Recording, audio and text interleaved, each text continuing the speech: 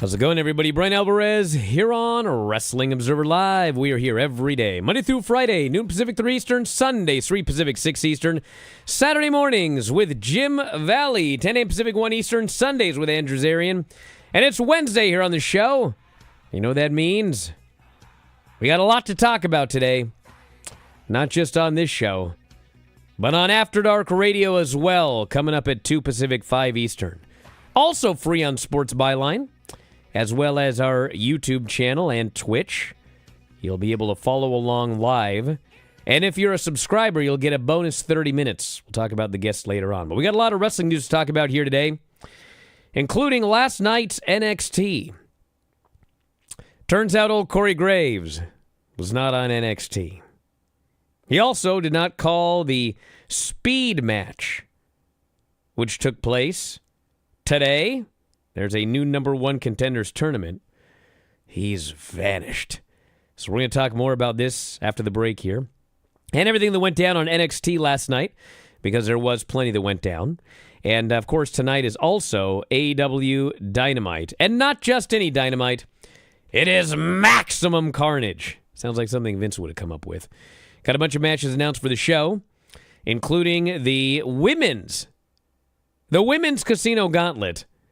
The winner will get a shot against Mariah May at Grand Slam in Australia this February. I can't imagine who it might be. But we won't give spoilers here for this live event here on this program.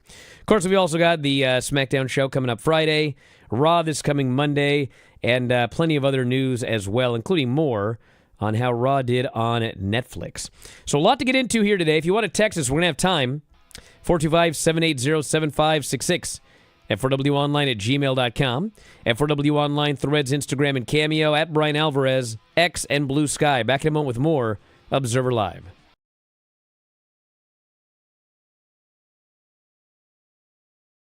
We did, in fact, by popular demand, watch Ready to Rumble. The champion is some fat loser. Yeah, he's a completely talentless, no athletic ability, can't wrestle, broke bum that walked out on his wife and kid. But he was over. He's the world champion. He and was. in the movie, the well, yeah, but storyline that's a is- microcosm of wrestling, sadly. Yes. He feels so bad about drinking this entire slushie that cost $1.26, and he sticks his finger in his asshole and walks up to the clerk. Lance is dying. How could the movie be so bad? I'm not going to fault the man for that, of all the things in the movie. I thought for sure you were going to say you'd done this before. There's a reason I'm not going to fault the man for that. I just think with all the porta potties and farting in this, that I think Vince McMahon was a secret producer on this film. Had to have been. So then we get the Shermanator. He's playing a WCW arcade game. He uses some internet sleuthing to find the personal information of Jimmy King. He's searching the internet. Gonna find out anything on here. This movie was so antiquated. Every Nitro Girl is in a Nitro Girl outfit, except for this girl. They had her want dance her in something to stand totally out, different. Brian, like the captain. So we're so stupid. I got it. Captain Yes, Stabbin. if you're watching this film, you're that stupid. I'm sorry. But I was also insulted by the fact they hired Michael Buffer to announce the Royal Bash, the fake-ass Royal Bash. $24 million budget. Wow. And probably $500,000 of that went to Michael Buffer. It made 12. You know, we He should mention unveils- this cage match is the triple-decker Cage of Doom. Everybody buried it. It was horrible. Everybody hated it. And so they decided to make a movie. And what is the final battle? It's another goddamn triple-decker cage match. This would be like in 2010 if like TNA made a movie and the final match was a reverse battle royal. They throw powder in someone's face, DDP's, I think, or somebody's, and the dude just looks and goes, "It doesn't work." It's like, of course, because wrestling's fake and stupid. Should we just end it there?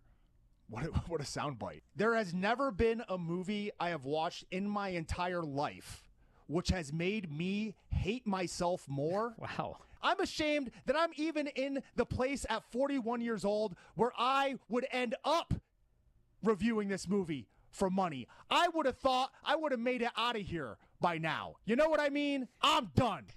Well, everyone, hopefully we can do this again someday. Instead of suffering through the YouTube chat, click like and subscribe.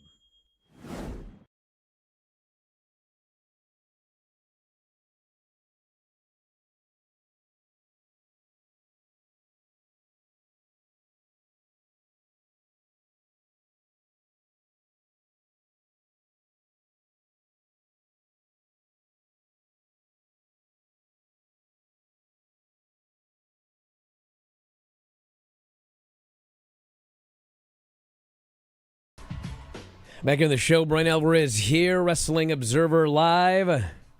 Mike Sempervive, also of WrestlingObserver.com. Whatever this horrible illness is that everyone has gotten this winter, it just sucks. Dude, I actually feel like physically I feel fine. Like I've gone to the gym every day. It's not like it's, anything like that, but I cannot get this gunk out of my throat and chest. It's affecting my voice, which is my moneymaker. I think it's actually RSV is what I think it is. Really? Yeah, because one of the cousins over Christmas had RSV. God, brutal. So anyway, if I hack and just cough up gunk, I apologize. Although it's not like green anymore, if you guys need to know real details. So I think that like I'm on the mend. Like I feel like I'm on the mend, but God, it just won't go away. I think I felt bad for like 48 hours. What exactly has been going on in that neck of the woods where you have... Dude, gotten everybody this ill? here has got this. Everybody. And it's taken forever to get over it. If you guys haven't got it, you're all going to get it. So work on your immune system. You're going to get it. Or you're all going to die. Vitamin You hear C. me, Dom? Even you youngsters. Take care of yourself. All right. I don't even know where to begin today. At the beginning. I mean, there's not really a lot of news today. Like, are we really going to start with Corey Graves at the top Yes, story? Like, we're really a gonna talk about that? podcast. Of course we're going to start with Corey Graves. What's wrong with you? Well, here's the deal, everybody. On a slow day, of course. Corey Graves was not on NXT, and they didn't make a big deal out of it, didn't mention it. Corey Graves is the commentator for WWE Speed. He did not commentate the Chad Gable, Charlie Dempsey match, which aired today. So I guess here's the big question for everybody. Okay, All right? ready for this? Yes. When did they tape this Speed match? Are we supposed to believe that he would have done the voiceover like today? Like he's there at ringside, right?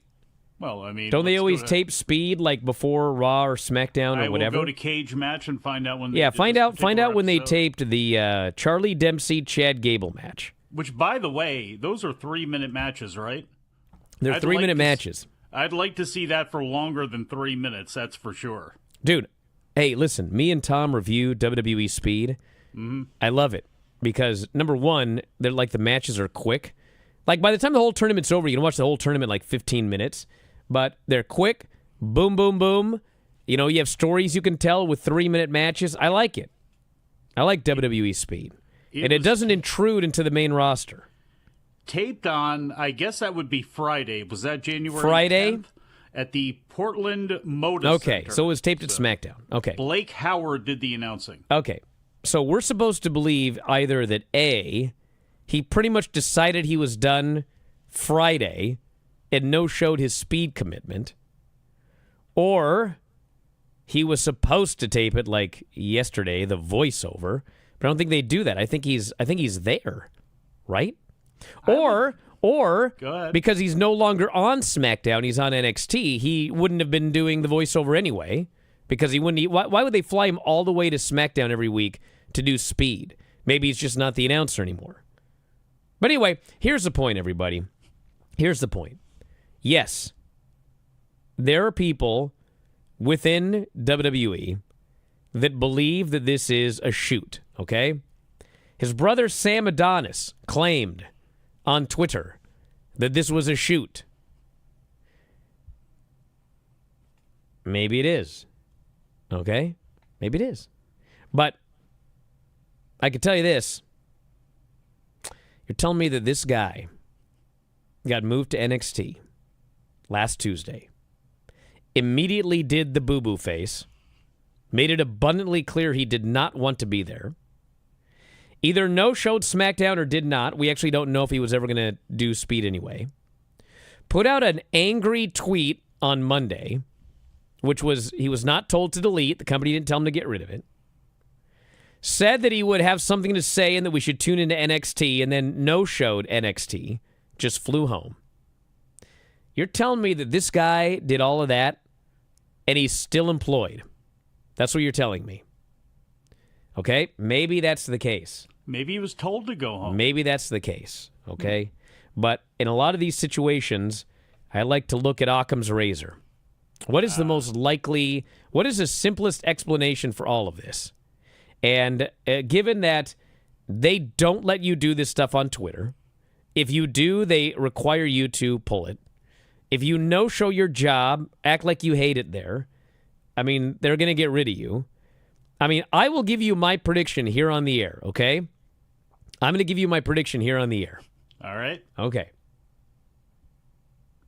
Within 30 days, Corey Graves will be back doing something for WWE, whether it's commentary or whether it's a match with Wade Barrett or the Royal Rumble or whatever, okay? He will be back doing something for WWE, and the official story will be, it was a shoot that became a work, okay? So that's my prediction for a month from now. If it turns out this is all a shoot and he ends up getting fired, then that's fine. But that's where I think this is all leading. It was a shoot, everyone, but now it's a work. Playing off reality, they'll say. Could it be a little of column A and a little of column B, since he is being taken off the shows anyway and they needed something to do with him, and he goes down to NXT, you get the response that you get? Do you think maybe that it's like, okay, well, let's play with this a little bit, especially if he does have any thoughts on possibly returning to the ring? You know what I mean? It provides him a reason to have some time off and doing something. I don't know. I would be upset if I was him because he does do a great job. And if there is, let's just say this whole thing is a shoot, how disappointing is it that you have Joe Tessitore, who's great, you got Pat McAfee, who's great, but you're telling me that Corey Graves, Jesse Ventura, Bobby Heenan, Jerry Lawler, they were all better than Corey Graves in that role. But Corey Graves is the best person since any of them, and he can do something they could never do, which is play-by-play. So you're telling me that there's not a place for him in a three-man booth alongside Wade Barrett? If it is actually a shoot at all, it's very disappointing. But I can see there being one true aspect of this, which is, if I'm Corey Graves, maybe I do feel a little bit of a way because I do a great job, and I have been pushed out because this other big name, when it comes to Joe Tessitore, has now stepped in and kind of shaken some things up. Well, here's the thing. I don't think Corey Graves is an idiot. And if this is all real, I mean, he should know that they switch up the announcers all the time. They switch up the ring announcers. For reasons unknown, it was very important to switch the Raw and SmackDown ring announcers when they moved to Netflix. I mean, yes, perhaps he was demoted to NXT, okay? There have been a lot of people that have been to NXT and back up to the main roster and vice versa. It happens all the time. There have been wrestlers that have been sent down to NXT and they've been brought back to the main roster. It happens all the time. So the idea that, oh my God, I was sent to NXT, my career is over, I am a failure and a loser, I find it hard to believe that those are the thoughts going through his mind. If they are, then they are. Hey, who am I to say? But I don't think this happens as extreme all the as, time. I'm a failure and a loser. I don't think he's saying that at all. I mean, come on now. Even if it Well, was the a idea feud, that he got sent down there, so now he's like got to quit because like there's no hope to ever be back on the main roster or to ever do anything of value. Like, what are you talking about here? This happens all the time. So anyway, we'll see. Hey, got himself into a top story on Wrestling Observer Live. We got to fill a segment out of it. On a slow news day. Yeah. Yes. Thank you, Corey. I chose that over talking about Raw Netflix numbers. Good. Well, that means I got a whole next segment to talk about them. Hey, if you want to text us, 425-780-7566. F4WOnline, gmail.com. Threads, Instagram, Cameo, F4W Online. At Bryan Alvarez on X and Blue Sky.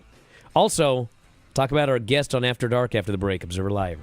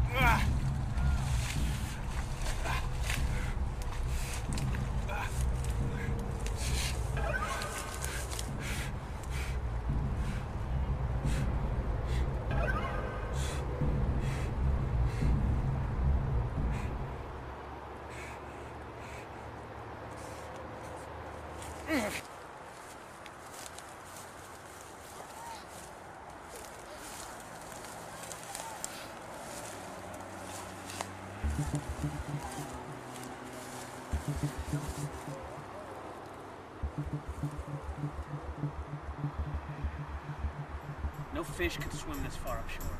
Yeah. Shoulders ran like the wind, but he could find no peace.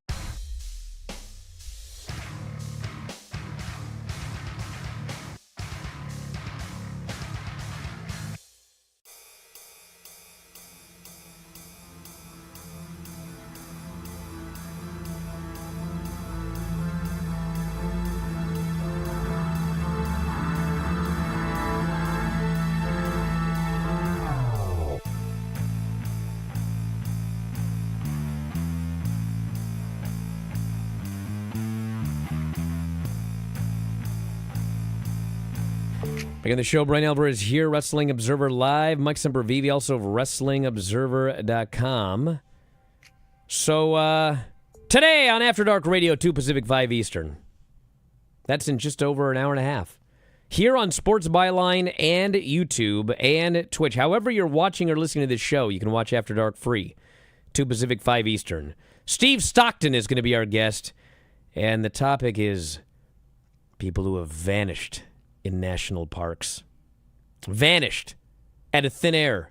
Poof. They're just hiking with people, turn around and they're gone, never to be found again. Happens regularly. And there's actually a book that he wrote on a bunch of different locales. One of them was Washington State. So I got that one. Read a lot about that.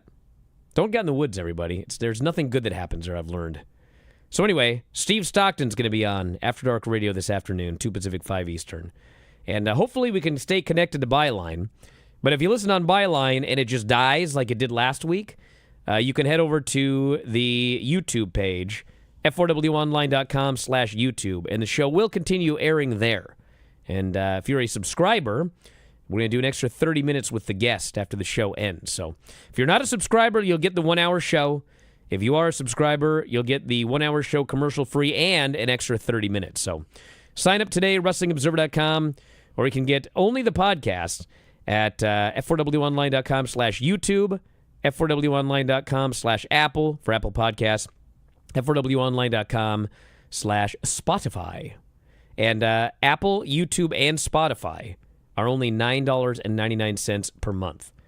The main site, which is $14.99, you get the observers and the board and the archives of the shows and all that kind of good stuff. So there's value in the main site. But if you only want the podcast and pay $9.99, Apple, Spotify, or YouTube. Are you going to ask him if a person disappears in a forest, do they make a sound? Hey, I'll ask him anything. Ask him that. Yeah. And they do. They do? Yeah. They It's don't if, just, it's if the tree falls in a forest and there's no one around to hear it, it doesn't make a sound. Because a sound is a wave. And in order for it to become a sound, there needs to be something to, you know what I'm saying? So, it's just the way it works. Thank you, David Attenborough. Science. Science! Now, also science is these Netflix numbers. They're just quick. So, they did the adding in the week after the Raw debut. They added an Plus 7? extra million people watched after the initial 2-day viewership number. Sure. So 5.9 million views globally and 17.7 million hours viewed. So the total view hours are the length of the program divided by, or the total viewing hours of the program divided by the runtime. So this is not just, 17 million people watched a second of the show. There were 17.7 million hours viewed, and you divide that by 3, and essentially, they're saying 5.9 million people watched on average the entire show. So, and hey, people can disbelieve this, but as Davis pointed out, ever since that Raw Netflix dude, they started selling tickets. In the last week, they started selling a lot of tickets. They sold a lot of tickets for this past Monday's Raw. They sold and there's no reason for it other than Netflix. It's like all of a sudden people decided that this Monday's Raw was very important in the last week. Well, they always sell some tickets, but big influx of tickets. It is the season, though, too, and it was tough times there towards the end of the last year financially for people. So, maybe some of the spending has opened up a little bit, too. I think it's a variety of reasons, but the Netflix thing certainly doesn't hurt. And 5.9 million people worldwide, if that's what they said within a week, watch that show. I guess I can believe that, sure. Look at the numbers that, WWE, what they max out probably what their fandom would be watching a show on network TV. What was it for SmackDown? You go a little bit over that as far as just, people watching on Netflix? Sure. And then go and almost double that, a little bit more than double that for worldwide? Sure. It's just, do these numbers really mean anything right now? They really don't, individually as the weeks go on, but I'm sure we're going to talk about them anyway. Well, I'll say one more thing because I have more exact numbers now. Somebody who got the numbers directly from Peacock, okay? Peacock reported 700,000 concurrent streams for the Saturday night's main event on NBC, which did 1.5 million on NBC. Concurrent does not mean these were people to watch later. Concurrent means as the show was airing live, there were 700,000 people streaming on Peacock, okay? Peacock has 36 million subscribers in the U.S. Max has 52.6 million in the U.S. and Canada. So, I mean, if anything, Max has probably more U.S. subscribers. Because I don't think it's 50-50 U.S. and Canada just because population size. So, Max has more subscribers than Peacock. And if a Saturday night's main event is doing 50% concurrent streams, then it is absolutely in no way crazy to think that a Dynamite that does 650,000 viewers on television is not doing another 150, maybe 200,000 on Max concurrent. And plus, I'll ask this question. This is not scientific, but I'll just ask. Raise your hand in the chat if you are now watching Dynamite on Max, okay? Raise your hand. We're going to see people just going like, yeah, I am. Okay, me. Here they come. These are people that are now watching on Max. They don't watch on whatever anymore. Okay? Now, raise your hand. Raise your hand if you watch Saturday night's main event on Peacock. Anybody? Okay? I'll tell you why, though. I haven't heard a single person who was like, I chose Peacock over NBC. I did, actually. You did? You watched it on Peacock? Here's the reason why. Well, I'll tell you why. I was doing something. I think I was making dinner or something like that, and I never set an alert. I never set a thing on YouTube TV to record it. So by the time I got on there, it was like, well, let me just see it on Peacock because I know I can go back to the beginning. So I actually watched half of the show on Peacock and then flipped back over to YouTube TV. Wow. But but here's the thing with Peacock and for Peacock subscribers. I'm a Notre Dame football fan. They stream on there. I watch some of the Olympics. They stream on there. One thing it should be beneficial for AEW, no matter how many people they get, is getting people to regularly stream something on Max, because apparently that's one of Max's big problems, is people are not streaming CNN through Max. They're not watching HBO proper through Max. They're still doing it in other ways, and they've wanted to get people over to do more of that and try to mix things up and integrate it more. So anything that they provide is probably going to be, again, looked at as a great thing, no matter if it's 60,000 people or if it's 260,000 people. Doesn't matter. Actually, we apparently have a fair number of people that watched Saturday night's main event on Peacock, so hey, whatever. Well, again, we probably have as far as the people that are watching through Twitch and YouTube, they are a lot younger, and they, a long time ago, got out of the cable race, and when they were able to, they got kicked out of their parents' house, and it was time to, get their own things. If you have Netflix and Max and Peacock, odds are you're still spending less than what you would get on, through most cable means, and you're getting everything that you want to get. So they're completely used to it. And they also, again, the technology when it comes to TVs and all that sort of stuff. I know a lot of people who have smart TVs who are older who don't utilize them at all. They got a cable box hooked up, and they don't mess with the app aspect of that at all. All right. Before we get back to the news, I got one more plug here. New After Dark radio shirts up and available. F4Wonline.com/shirts. We actually got a bunch of new wrestling shirts. We got a new After Dark radio shirt, which when we did the poll, it's like everybody said, can we get that one too?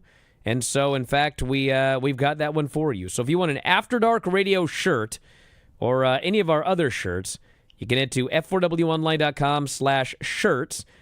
It's through Pro Wrestling Tees, and they often have sales up there. So if you want to go up and see if there's any sales ongoing currently, you can do that.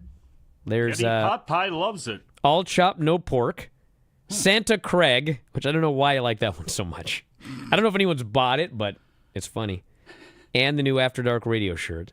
And apparently Jim Valley's put up about 650 shirts. And everybody should buy each and every one of them, too. You can still get -5 stars. That one's very popular. Yes. Granny's Gang? Yep. I actually wore that to the gym today. I've gotten more comments on the Granny's Gang. No, the Granny's, the Guilt Trip one, the one that looks like the Wendy's logo. Yes. I got more comments on that than anything. Although, actually, I did get a couple of comments on -5 stars. Because the most famous -5 stars shirt is the one that's like the John Cena shirt, red, white, and blue. But it says -5 stars. So at some point, it was like between 2016 and 2020 when Trump was in office. I was going to say, somebody. I was wearing that shirt, and some guy in a Trump shirt looked at it and goes, -5 stars, huh? And I was like, oh. Is that how you interpreted that? Okay. Maybe that's why so many people purchased it. Many interpretations. Ah. So tonight is Dynamite, and we got the women's gauntlet. The winner will get a shot at Mariah May's title at Grand Slam in Australia. I don't know. I'm going man. with Deonna Purrazzo. You know what they got to do? Like, I know that like Tony is over and everything like that, and they want to get her as much TV time. But they should do a deal where like women keep coming out and it's not Tony, because the match can end at any time. So if there's 11 women in there and Tony still isn't out, it's like, oh my God, it could end before she even gets to the ring. Back in a moment, Observer Live.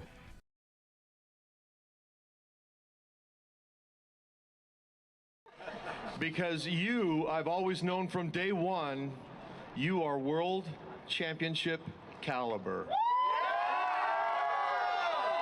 I knew from the very beginning, yeah, you had to come up some, and you've come up a ton in the last few years. But I knew that you would someday become the world heavyweight champion. Sometime in 2025, I am predicting this is the future AEW world champion right here. And who knows, maybe you'll be a world champion at Globe Life Stadium 2025 and All In. And you know, I've been known to, even though I'm retired now, show up. So the only thing that I can say, no more matches, no more matches, but my eyes will be watching for sure. And as far as me coming here to All In next July, all I can say is the only thing for sure about Sting is nothing's for sure. That's right. Wait a minute. Thank you, Texas. Wait a minute. Do you mean one more match? You mean you're gonna jump off the balcony onto the table? Stop it, Tony. Stop it. There was one time he jumped off the. I think it was when we were in Orlando, and he jumped off through a table. I went, "What the hell are you doing?" He said, "That one's for you." I said, "Okay, thank you very much." Everybody keeps saying, why do you make Sting do this? I'm like, you can't call it peer pressure. He's like 30 years older. That was all his idea. That was all. I never told him to jump off a balcony. That's all him. Well, it wasn't new to me either. You remember Sid Vicious, you know? 6'10", press me over his head, throw me out of the ring and to land on the floor or land on a table. I mean, it's not new to me. Come on, I've been falling through stuff for a long time. Everybody was like, Sting's run, he's going so crazy in AEW, he's doing the craziest stuff. It's all Darby's fault. I say no, I didn't know. Well, it was for you fans, I promise you that.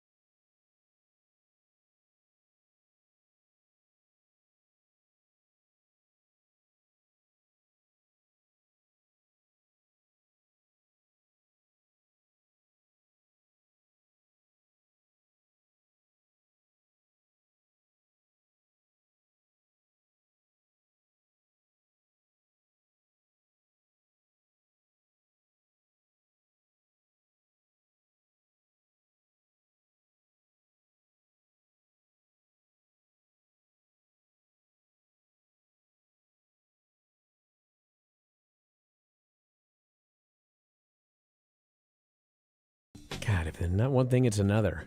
What's the matter? Just saw this article. Yeah. Conor McGregor accused of trying to rape woman in VIP bathroom as security stopped friend from entering stall to help. Jesus. Lawsuit filed on Tuesday. That is yesterday. So this is a new lawsuit. Took place after Miami Heat's NBA Finals game against Denver Nuggets June 9th. So last year. 49-year-old who works on Wall Street filed a criminal sexual assault allegation. So there you go. Another one filed against Conor. So you know what that means? Tonight on Observer Radio, we got to talk about Conor. Yeah, you probably One of my favorite will. things to have to do is have to talk about Conor. Ugh, God. You know, it's getting to the point of being like, I don't know how true any of this is. It's just a reprehensible person, but if it's... Again, for a guy that says none of this stuff is true, if I kept getting accused of all this stuff, I'd probably stop going out. You keep putting yourself in these positions, and unfortunately, it seems as if, again, a lot of this seems to be... I don't know if it's true or not. I don't want to say that, but obviously he lost a lot of sponsors and everything that went down after the last ruling. And there's obviously a bad pattern here when it comes to him just being in the general public and around to the opposite sex. All right, so before we get to NXT, the rest of Maximum Carnage tonight has Hurt Syndicate versus Mark Briscoe and Private Party. Yes, MVP in the ring. John Moxley, Powerhouse Hobbs for the AW World title. I can't even talk about it. I can't. I know. I don't want to think about it. Belt him up. Belt him up. I know. We talked about it for days. I know. Now it's D-Day. Kenny Omega versus Brian Cage. Christian Cage versus Hook. And we will hear from Ricochet. It's actually a pretty stacked show, to be honest. You know what should happen? happen? It's a big show. Powerhouse Hobbs, he wins the title. He gets beaten down by the Death Riders afterwards. Christian Cage comes out, tries to cash in. And guess what happens? Powerhouse Hobbs murders him too and gets that out of the way so we don't have to deal with Christian having a title shot under his belt. They're doing something with Christian. I actually don't think it's just going to be Copeland costing him. I don't know if he's going to win, but I think they're doing something. Is it going to be that old classic? I can't imagine he beats Moxley though. WWF Attitude Era, where like 17 parts of the close happens, and at the very end, it's Stone Cold Steve Austin, played by Cope, who ends up doing the thing and then leads to Hobbs getting the victory. You think they go all out and do something like that? You think they could? What I expect to happen tonight is Moxley beats him. Oh. My point is, I don't want the obvious to happen. You really think that's going to happen? You think he's going to beat him clean? I don't know about clean, but I think that he's going to beat him. So not even Hobbs by DQ then, with the Death Riders jumping in. I just have this feeling Tony's going to do what he's going to do. Stupid. Even though it has been... We'll see. I've begged. I've begged. I've groveled on air. Can we get him on the phone right now? Unlikely. Get that man on the phone. I want to talk to him. Now, I got to say something about NXT. What's that? I don't know if we'll review the entire show. But time. There is a person on this show that has a bigger ceiling than Braun Breaker coming from developmental. We all know who I'm going to say, don't we? Jasmine Nix. Oh, would you stop? Oh. This frickin' Obafemi. Fantastic. Dude, oh my God. Like, he has size, and he actually has deceptive size because he looks even bigger than he really is. I haven't seen one bad match from this guy. Maybe since, like, when he very first had that breakout tournament. Mm-hmm. Like, for the breakout tournament, I thought that he was not the most impressive guy in the tournament. I wouldn't say it was bad. It was, like, fine. You know, he had a lot of potential. But in the last year, show me one bad Obafemi match. Every match he's in, he gets over. It doesn't matter if it's, like, a guy from the main roster, some developmental dude. It doesn't matter. He gets over it every match. This guy, when he does his promos, he has an accent. He has a gravity about what he says. Like, if you actually listen to the words, like, if you write down the words and then you, like, had Mike Sempervive read it, people would be like, what in God's name? What a horrible promo. But, like, when Obafemi says it... Go to hell, trouble boy. No, it's true. But when Obafemi says it, it's like, okay, if you want to use those words, fine. Like, I buy it from Obafemi. I'm going to say who at the end. I buy it. Who? He cut a great promo. And he just comes off as like he's the man in charge. You know what I mean? It. I believe in me. It's my destiny. I believe what I say, and I say what I believe. And he has confidence in everything he says. You don't doubt a word he says. It doesn't sound like some guy doing some goofy promo. It sounds like a confident champion. Confidence in the ring too, which exudes out of that, along with the charisma that he has. And my favorite part of this entire episode of NXT, which I cannot do justice to here. I just can't. Okay? So they're backstage, and they do one of those segments where, two people do something, and then the camera films over, and there's two other people doing something, and then it pans over. So they're backstage, and Obafemi is just walking around like the ruler. And he gets stopped by Dion Lennox. Okay? You guys know Dion Lennox? He's the bookworm. He was also in the But his gimmick is like Clark Kent. He takes off the glass and then he's like Superman. And he's like everything that they want. He's like got a great physique and everything, and he's tall, but like he's also one of those guys where, I've seen these guys come and go. Sean Stasiak, for example, like you look at the guy and it's like, man, it's everything they want, but he never made it. And I think it could be that way. Like Dion, so far, I don't see this guy as like he's got a ways to go. But anyway, this Dion Lennox walks up to Obafemi and he stops him. And he says, Oba, congratulations on winning that title. One day, he says, I'll be challenging you for that title. And Obafemi doesn't say anything. He just stops.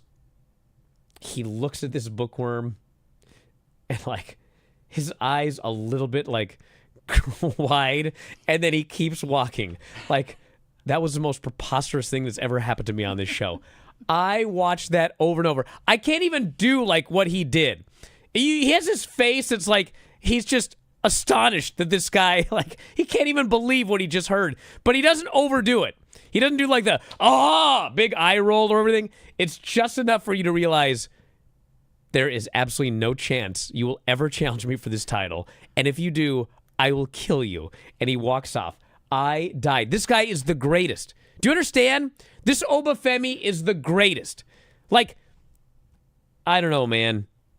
Some, like, horrendous thing would have to occur for this guy not to be in a WrestleMania main event in God only knows how long. Oh, yeah. He's a star. He is the best. He and Braun Breaker, and they have so many people, Trick Williams, Roxanne Perez, in their future. I mean, Fallon Henley, they're just name after name, and this has been the biggest benefit of the NIL deal, has been somebody like Obafemi that has come along and that you're able to catch lightning with this fast and have the ability, because of NXT, to put him on a stage, not the main stage yet, but carefully craft him in the same way that they did with Solo Sikoa. Remember, Solo Sikoa didn't have a bunch of matches on there. They knew what they had. They knew what they wanted going forward, and they were going to be sure to do that. And the great part about this era is once they figure out what you are and how they craft you, that's pretty much what you are. The thought of him going up to the main roster and having to suffer through what Bronson Reed did under Vince McMahon or something like that, it's not going to happen. When he comes up, it's just like Braun and some of these other folks where Obafemi is going to be Obafemi. And again, seeing him on the main roster doing what he's doing now, it's an easy transition over to see him be a star. If I talked about how much Ava's character sucks as a GM, it's not very good, no. So last week, she booked, because she's absolutely completely incompetent at her job, she booked a number one contenders match, but also a 6-person involving the champion. Okay? So Stephanie Vacure wins the number one contenders match. When the match ends, she's the number one contender. But in the other match this idiot GM booked, somebody pins the champion. Shotzi pins Fallon. So what does the GM do? Well, you're no longer the number one contender, even though you won a number one contenders match on the show. you must defend your number one contendership against Shotzi because she pinned the champion. So they do the match, and of course, the heels interfere. Fallon hits Stephanie, and Shotzi pins her. So Stephanie lost her number one contendership. So what's Ava going to say next week? A referee's decision is final. Even though when Lexis King won the Heritage Cup, she said the referee's decision wasn't final. And she gave the cup back. She is the worst. She is, in storyline, the worst GM I've ever experienced in this business. So Stephanie got screwed. Now, what was good was in a match that way exceeded expectations. Jakara and Lash beat Alba and Isla Dawn. This was a flat-out, shockingly good match. I was just watching it, waiting for some tragedy to occur, and it didn't. And well, because Lash and Jakara are hit and miss. They've had very good matches. I've also seen them have matches against people, and it's like, oh my God, that thing fell apart. This was very good. Lash and Jakara won. They're getting a shot at the women's tag team titles. No complaints. Does anyone remember who the women's tag team champions are? 3, 2, 1. No? Kaden and Katana? I don't know. Let's see if anyone in the chat knows off the top of their head. Somebody who beat Kaden and Oh, Katana? Naomi and Bianca. They figured it out. Oh, there you go, yes. Oh, that's right, with Jade. After Jade got hurt, Bianca slid in there. I forgot about that. They don't really defend those much, do they? Can't remember. No. But you know what? Metaphor and them were beefing a while ago, and to see them go back to that match, I'm okay with it. I'm just wondering when Noam Dar is coming back, because Noam Dar and, who was it, Oro Mensah, I can't see Noam Dar being a star on the main roster, and obviously they want Jakara Jackson maybe to be the number one out of that foursome to make it onto the main roster, but Noam Dar as a personality and him in a team with Oro Mensah, again, with their tag team division, wouldn't be the worst things in the world to see them be an antagonist to the Viking Raiders or whoever. And we also had a tag team title match. Axiom and Nathan Frazier retain their titles against OTM. I was very happy to see that. They're the best team in the world. Yes. And they will probably be facing DIY soon. So that was nice. And it turned into a real good match. Early on, it was just kind of there. But, man, they are so good. By the end of this match, I was like, holy smokes. That was the best match OTM has ever had. And that was very good. Never break them up. I know they will. Just don't do it. It'll don't happen. Break them up. Maybe not, actually. Keep them together and put them on the main roster. I mean, they're the type of team where everybody is expecting them to break up at any moment anyway, because they are such different people in the way that Frazier plays his character, but that's what also makes them great. There's so many teams on the main roster, it would be absolute madness to break them up and then bring them up individually to the main roster. That makes no sense. So, back in a moment with more Observer Live.